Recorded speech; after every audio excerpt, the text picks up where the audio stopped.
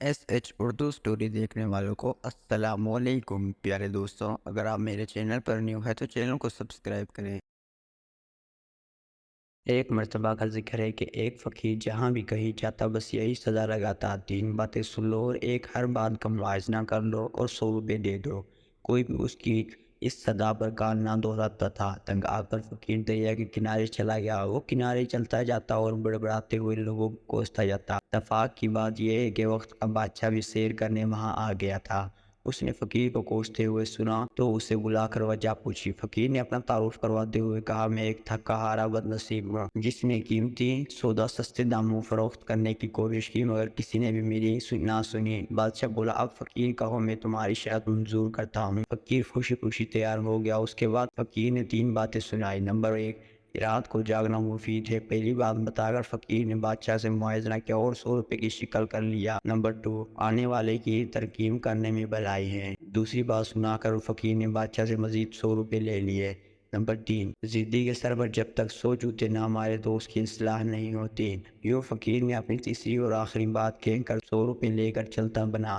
وزیر نے عرض کیا، بادشاہ سلامت، یہ تو عام سی بات تھی، آپ نے اس عام فقیر کو اتنی اہمیت دی۔ بادشاہ نے کہا، بات کو نہیں دیکھتے، بات کے انجام کو دیکھتے ہیں۔ اب تینوں باتوں کی حقیقت معلوم کرنے کے لیے بادشاہ بھینس بدل کر رات کو محل سے نکل پڑا۔ انہیں 2 عورتوں کی آواز سنائی دی، ایک ہنس رہی تھی اور ایک رو رہی تھی۔ بادشاہ نے باہر سے آواز دی، وہ بولی کون؟ بادشاہ نے کہا، پہرے دار۔ وہ کہنے لگی، جا چلا جا، میں ہنس رہی ہوں، میرا نام تکبیر ہے اور جو رو رہی ہے اس کا نام تقدیر ہے۔ بادشاہ نے اندر جا کر دیکھا تو 2 خوبصورت عورتوں کے چہرے دکھائی دیا۔ انہوں نے کہا، اس ملک کے بادشاہ کو شاہی باغ کے پیپل کا سانپ ڈس لے گا جس کے باعث بادشاہ کی موت واقع ہوگی۔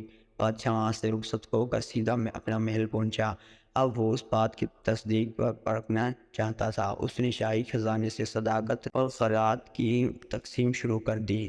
وہ سانپ کے متعلق سوچ رہا تھا۔ اس نے پیپل سے محل کا راستہ بنایا اور اس پر کپاس بچھا دی۔ اس راستے کے دونوں طرف پھول لگوا دیے اور سانپ کا انتظار کرنے لگا۔ ایک خاص وقت پر سانپ پیپل کی شاخوں کے درمیان سے نکلا اور اس کی زمین پر چھلانگ لگا دی۔ محل تک کا راستہ سانپ کے لیے انتہائی آرام سے طے ہوا۔ سانپ اس بدولت بہت خوش تھا۔ محل میں پہنچا تو بادشاہ نفل پڑھ رہا تھا۔ سانپ نے پکارتے ہوئے کہا، میں اپنی آمد کا اعلان کرتا ہوں، اے زمین کے ٹکڑے کے شہزادے، میں آ گیا ہوں۔ بادشاہ نے سکون سے نوافل کی ادائیگی جاری رکھی۔ جب نوافل ختم ہو گئے تو آخری نفل کا سلام پھیر کر سر جھکا لیا اور بولا، لو رب کا حکم پورا کرو۔ فرشتے کے دل میں رحم پیدا ہوا۔ فرشتے کی فریاد پر رب نے اجازت دے دی۔ غیب سے آواز آئی، آدھی زندگی اور آدھی تجھ کو بخش دی۔ سانپ حملہ آور کرنے کے بجائے واپس روانہ ہو گیا۔ بادشاہ نے سانپ سے کہا، میرے لائق کوئی خدمت ہو تو بتاؤ۔ سانپ نے جواب دیا، خدمت وہی ہے جو عرض پوری کرنے سے پہلے